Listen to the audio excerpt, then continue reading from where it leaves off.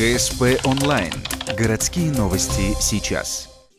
Среда, 11:00, Центр славянских культур. Праздник для учеников 4 класса 21 школы. Веселое мероприятие с играми и танцами посвятили Масленичной неделе, которая теперь в самом разгаре. Ребятам рассказали, чем особен каждый день сырной седмицы. Так называют это время православные, которые как раз после прощенного воскресенья, последнего дня Масленицы, начнут самый долгий и строгий пост.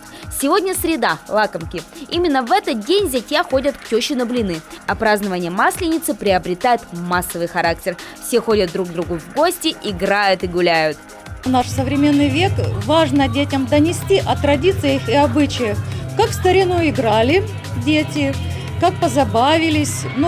Поскольку мы качели не можем поставить, то еще и на качелях катались, с горки катались, чучело Масленицы сжигали. Я думаю, детям это нужно знать. Ну и какая же Масленица без блина, символа первого весеннего солнца? Именно поеданием этого лакомства заканчивается праздник в Центре славянских культур.